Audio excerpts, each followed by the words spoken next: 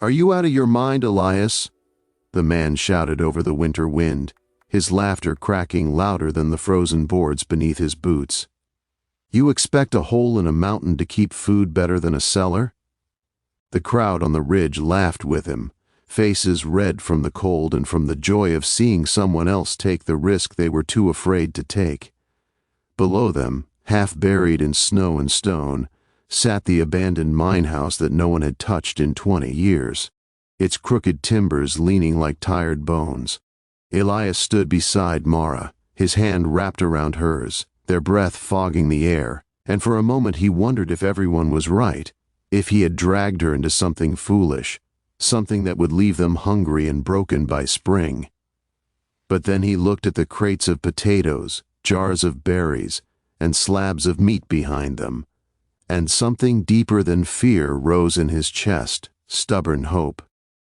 Before this story goes any further, take a second to subscribe, because stories like this, about ordinary people doing extraordinary things, are how we keep the heart of humanity alive. Now let me tell you how two people everyone mocked turned an abandoned mine house into the one place that kept food fresh all winter, and how that single choice changed not just their lives, but an entire valley forever. When Elias and Mara first arrived in the high valley, they had little more than a wagon, a pair of tired horses, and a belief that somewhere in the mountains there was a way to live without being crushed by the endless cycle of scarcity. The town they passed through was small and weather-beaten, a place where every face carried the memory of winters that had stolen children, crops, and sometimes entire families, and the people there had learned to cling to tradition the way a drowning man clings to driftwood. They stored their food in cellars dug beneath their homes, lined with stone and wood, and prayed the frost wouldn't reach too deep or the damp wouldn't rot what little they had. When Elias heard about the abandoned mine house half a mile up the slope, his eyes had lit up in a way that made the locals uneasy, because it wasn't the look of a man who wanted to fit in, it was the look of someone who wanted to try something new. The mine had once been a silver shaft carved into the mountain, and beside it the miners had built a small timber shelter to store tools and ore, but when the silver ran out, the men left, and the house was swallowed by snow, wind, and years of neglect. To everyone else it was just a reminder of failure, but to Elias, who had spent his childhood watching his mother throw away spoiled food and cry quietly at the table, it was a miracle waiting to be discovered. He had learned in a distant city that deep earth stayed cold and dry even when the air above it was wild, and that a properly sealed space could keep food as fresh as the day it was harvested, but no one here wanted to hear about ideas that came from anywhere else. Mara, who had grown up on a farm where half the winter's harvest was always lost, didn't laugh when Elias explained his plan. She simply nodded and began to imagine a place where carrots stayed crisp and meat didn't turn gray with mold. Together they hauled boards, tarps, nails, and every scrap of salvage they could afford up the icy slope, slipping and laughing when they fell, ignoring the shouts from below that called them fools. The mine house itself was smaller than Elias had hoped, but when he pried open the warped door, a breath of cold air spilled out, steady and clean, and he felt something inside him settle. They spent weeks sealing cracks, reinforcing beams, and clearing out debris, their fingers numb and their backs aching. Yet every night they returned to their tiny rented room in town with a warmth in their hearts that no stove could provide. People watched them from a distance, shaking their heads, betting on how long it would take before the couple gave up and came crawling back to ask for help. But Elias and Mara kept working, because when you've known hunger, you learn that the only thing more dangerous than winter is giving up before you even try. By the time the first heavy snow fell, Elias and Mara had turned the abandoned mine house into something no one in the valley had ever seen before. A quiet, steady heart of cold and order where every jar, sack, and slab of food had its place, and more importantly, its future.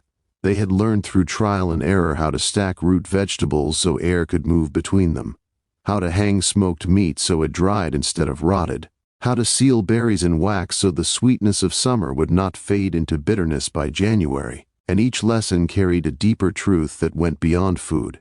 Preparation is not fear, it is respect for tomorrow. In a world that often tells people to live only for the moment, Elias and Mara were living proof that caring for the future was a form of love, not just for yourself but for everyone who might depend on you.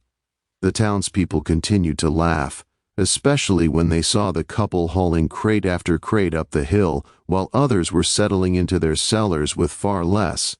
But laughter is easy when you are standing on what you think is solid ground, and harder when that ground begins to crack. As weeks passed and the cold grew sharper, the first cracks did appear. A farmer named Ben discovered that half his potatoes had gone soft and sour. A widow found her stored apples crawling with rot, and a family of 6 began rationing earlier than ever before, their children's faces already too thin for the coming months.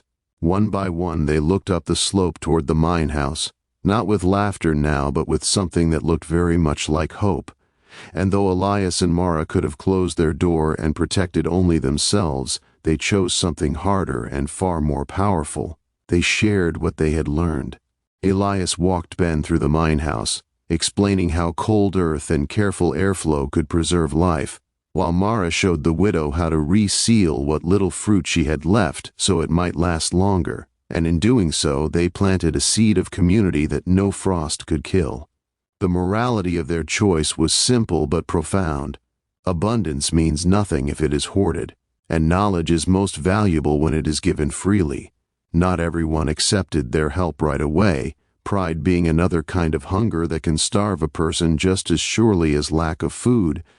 But as the nights grew longer and the wind howled like a warning, more people began to listen. The mine house became not just a storage place but a quiet classroom where men and women who had always done things one way learned that survival is not about stubbornness, it is about wisdom. And wisdom often comes from the courage to admit you might be wrong.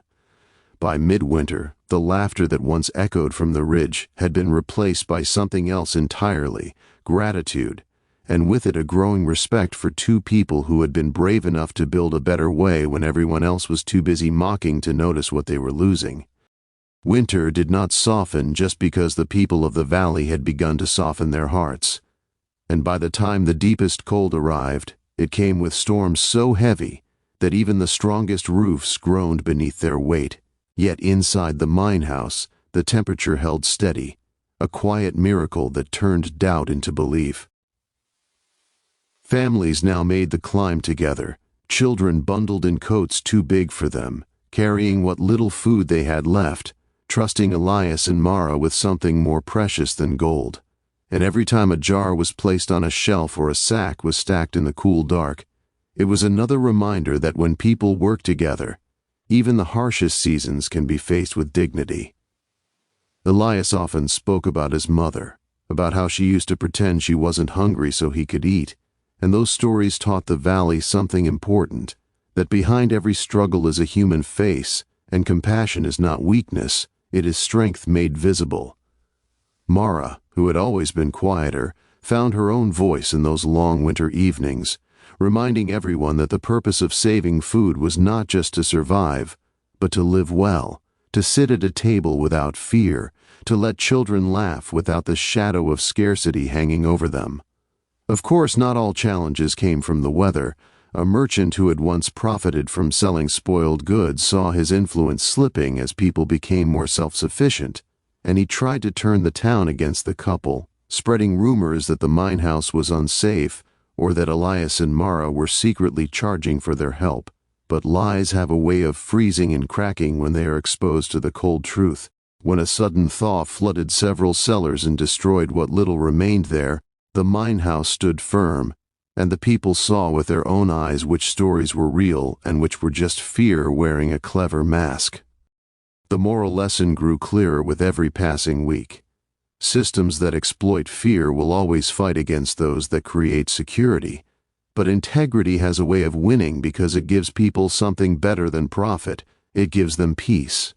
By the time the longest night of the year passed, the valley was no longer divided between mockers and dreamers. It had become a single community bound by shared knowledge and shared meals, and in that unity there was a warmth no fire could match. Elias and Mara did not become heroes in the way stories often tell it, with banners and praise, but in the quieter, truer way, where gratitude shows up in full bellies, in children who can sleep without crying, and in neighbors who finally look at one another not as competitors for scarce resources, but as partners in a future that, for the first time in many winters, felt bright. When spring finally pushed its way through the last sheets of ice, and the valley woke up to running water and green shoots, everyone could see what had truly happened that winter. It wasn't just food that had been preserved, it was trust, dignity, and the belief that ordinary people can change their world when they refuse to accept what has always been as what must always be. The abandoned mine house, once a symbol of failure, had become proof that wisdom and cooperation are stronger than fear and ridicule, and Elias and Mara, who had been laughed at for dreaming, were now quietly respected for doing something far more difficult than fitting in. They had led by example. The greatest value of their journey was not the full shelves or the empty plates that never came, but the lesson that when you prepare for the future and care for others along the way, you build a kind of wealth no winter can ever take away. If this story moved you, take a moment to subscribe so you never miss stories that inspire. And share this with someone who needs a reminder that even the most abandoned places can become sources of hope when brave hearts decide to try.